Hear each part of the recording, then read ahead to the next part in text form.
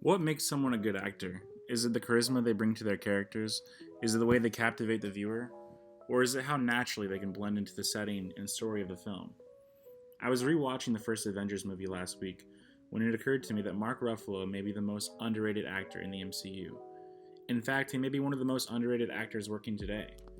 Don't get me wrong, Bruce Banner isn't my favorite Avenger, nor do I think that Mark Ruffalo is as well suited for Banner as Robert Downey Jr. is for Tony Stark or Chris Evans is for Steve Rogers.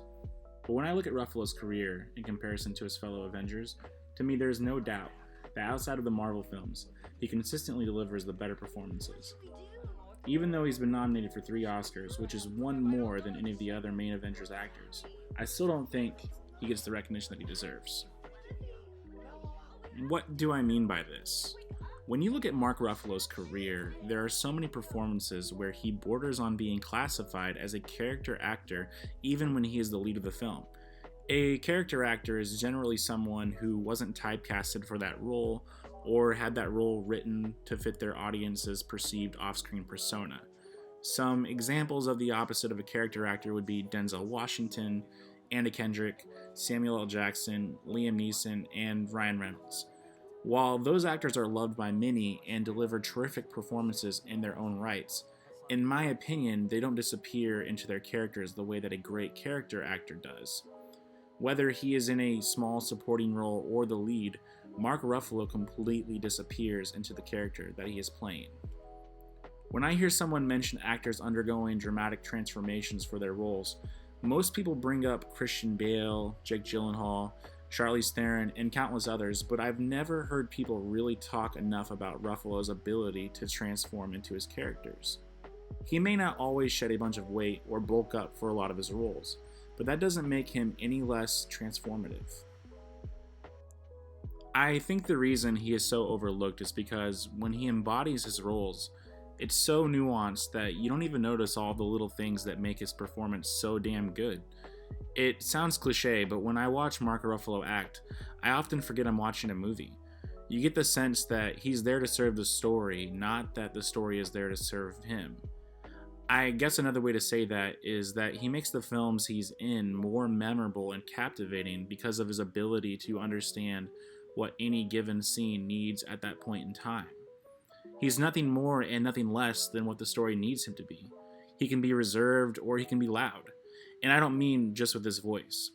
Whereas when I'm watching Christian Bale in Vice or American Hustle, I'm actively thinking about how it's impressive that he underwent such a transformation, and I can't help but think about the way he looks rather than be engrossed by the movie's story as a whole.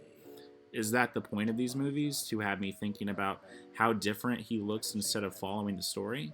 This sort of transformation to me can sometimes feel forced or exaggerated, and it just doesn't feel true. Mark Ruffalo was asked what his process is while preparing for a role, and this is what he had to say. It absolutely starts with the material. All the hints and clues in the material. There's a lot of daydreaming that I do, just allowing images, ideas, impressions to sort of pop up while I read it. And then I throw all that away when I show up for work the next day, and hope that it's there and that it's living and breathing inside you. But just commit to being in the present with your partner. Let's take a look at 2 distinct traits that I think Mark Ruffalo possesses that he uses to be natural and present in his scenes. Natural body language and natural dialogue. Let's cover body language first. In the film Dark Waters, Mark plays a real-life corporate defense attorney who takes on an environmental lawsuit against a chemical company that exposes a lengthy history of pollution.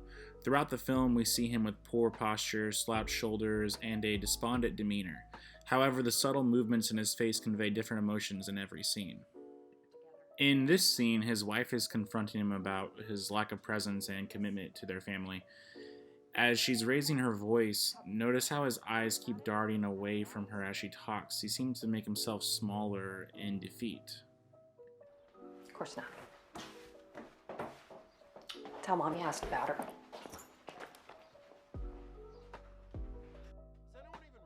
In this next scene, his boss is raising his voice during a meeting, and his reaction is drastically different Notice how he jumps when his boss slams his fist on the table. He was startled but not intimidated. We can see the feelings of affirmation in his eyes as his boss advocates and supports him. His body language is virtually the same in both scenes, and although he's not doing too much, he's saying a lot. He's being present in the moment.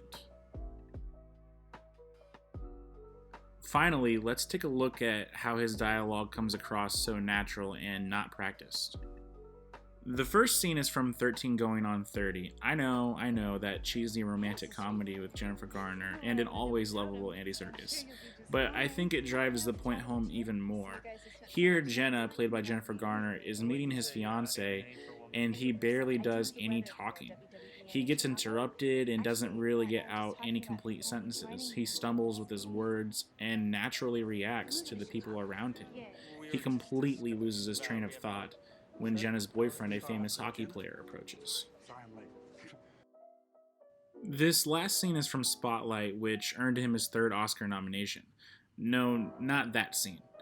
Here, he's listening to the attorney played by Stanley Tucci tell him how the Catholic Church is hiding public documents that are damning to their image. Mike Resendez, played by Ruffalo, doesn't simply have a shocked look on his face. He's processing the information. He's reacting to it.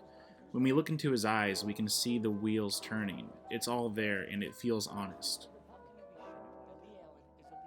So many times I think actors just say their lines and they just sit there until it's their line again, almost like a light goes off when it's not their turn to talk.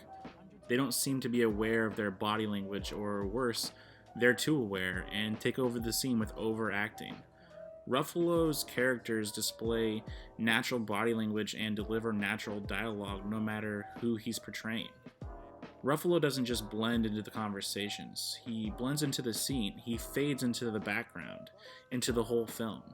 He is simply there.